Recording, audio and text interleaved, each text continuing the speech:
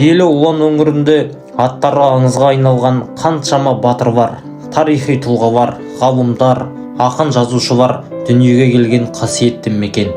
Осы киелі өлкемізде 90 жыл бұрын қазақтың от білді орақ ауызды, шырқыраған шындықты айтатын белгілі жазушысы, сатирик, Қазақстанның құрметті журналисті, халықаралық алаш әдеби сыйлығының лауреаты Ғаббас Қабышұлы дүниеге келді.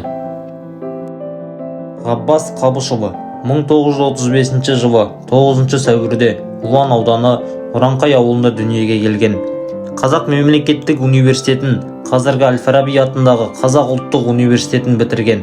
1956-1966 жылдары коммунизм туы, қазіргі Дидар газетінің корректоры, әдеби қызметкері, бөлім меңгерушісі, жауапты хатшысы, редакторы болды.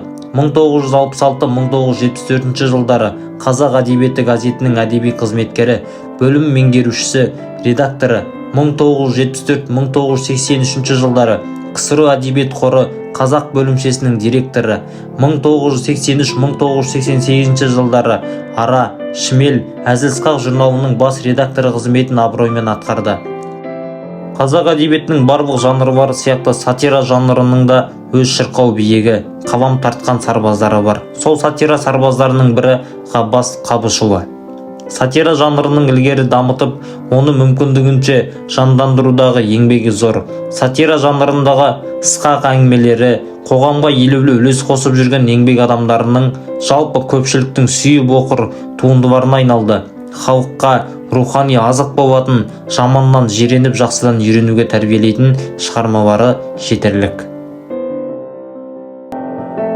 Аса құрметті Ғаббас аға, сізді туған еліңіз, ұлылардың отаны, батырлардың бесігі атанған Ұлан елінің тұрғындары жаңа келіп жеткен жасыңызбен шын жүректен құттықтайды. Біз сіздің әзіл толы әңгімелеріңізге сусындап өскен ұрпақпыз. Біз сізді әрқашанда мақтан тұтамыз, құрметтейміз. Сіздің өмір жолыңыз, еңбек жолыңыз жас ұрпаққа әрқашан үлгі өнеге, мол азық. Мына туған күніңізге орай сізге тілейтінім мықты денсаулық, қажымас қайрат. Зада апа екеулеріңіз әрқашанда аман сау, ұзақ ғұмыр кешіңіздер. Енді Ғаббас ағаның біздің есімізде қалатын дүние, ол кісі өте шыншыл адам. Ол кісі өтірікке жаны қас болатын. Қай уақытта болса да біреудің айтқанына не болмаса біреудің көргеніне емес, өзінің көз жеткен дүниелерге бетін жүзін демей, ол кісі айтқан жеріне, жазған жеріне тіліп салатын, шын айтқанда. Сондай тура адам болатын.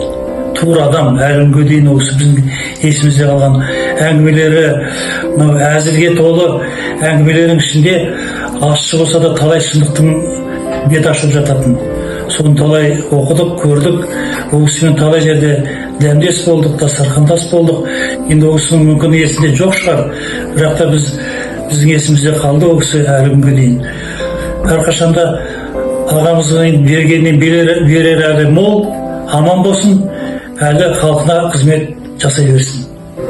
Ғаббас ағамызды біз жерлес жазушы деп қана емес, бүкіл республикаға танымал, таңдаулы, мықты қаламгерлердің бірі ретінде білеміз. Ол кісінің енді ресми олай өмірбаяндарынан, барлығынан ол кісінің шығармаларын, еңбектерін, өмірбаянын көпшілік жақсы біледі ғой деп ойлаймын. Ғаббас аға сонау 1956-66 жылдары 10 жыл біздің шығыс Қазақстан облыстық коммунизм туы газетінде қызмет істеді. Қазір Дидар ғой. Сол 10 жыл ол кісі енді корректор болды, бөлім меңгерушісі болды, жауапты хатшы болды. Сондай қызметтер атқарып, одан кейін барып Алматыға ауысты. Енді ол кісі мына сол өзі қашан талай өтті ғой, сонда да ол кісі байланысын үзген жоқ. біздің редакция менен мен кеткелі де редакциядан 10 жылдай болды зейнеткерлікке. Қалбасаға әлі байланыста. Өз жігіттің 3 жұрты бар дейді ғой деп сөйлейді.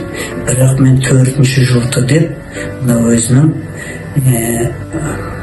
еңбек еткен ұжымын қосар едім деп сөйлейді. Дұрыс айтады.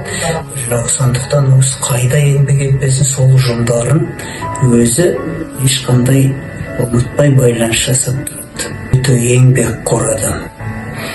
Ол сөзі мінекей 30 шақты кітабы бар. Оның ішінде және біз осыны негізінен сатирик мықты деп білеміз ғой. Шынында да енді сатирасы мықты. Кезінде Ара журналын басқарған болатын. Бұл кісілер енді соны басқарды. Сонда және біраз кітаптарын енді тек қана әңгіме шығармалар ғана емес, ол сатираның өзінен біраз кітаптары бар. Одан кейін бұл кісі мықты аудармашы, өзі 5-6 жинағы бар екен аударма. Оның үшін классикалық шығармалармен қатар сатириктердің түрік сатирик Азиз Несиннен аударған, одан кейін Нушич деген, сосын кейін Чеховтан сондай көп аудармалар бар. Мынау соңғы шыққан көңіл көгінде деген міне кітабы, естеліктер кітабы. Мұның ішінде мінекей Сәбит Мұқанов, Ғабиди Мұстафин, Әди Шәріп, міне қаншама міне адамдар туралы 40 шақты ғұлама жазушылар туралы естеліктері өте сондай қызғылықты. Қалбасаға сіз мен үшін сол танымал адамдардың ішіндегі таңдаулы аланың бірісіз. Бұны сіз енді қызыл сөз деп, жай сөз деп қабылдамаңыз.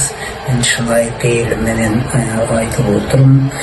Сіздің ізгілігіңіз, қамқорлығыңыз, қайырымдылығыңыз, ол еңбеккер жан ретінде барлығымыз білеміз. Әлі күнге дейін мінекей жазып жүрсіз.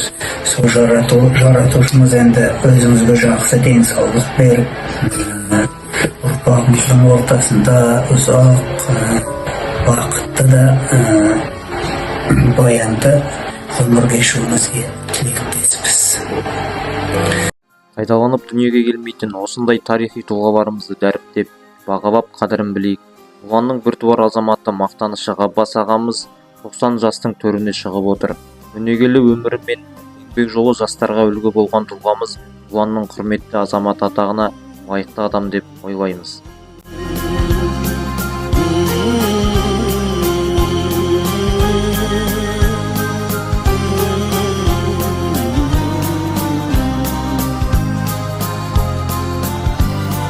Сандық тас құт береке жайлауын бар, қарт қалға арыстандай айбарың бар. Еске алсам сенің әсем аймағың бәр, жұтамын мақтаныштан қаймағың бар.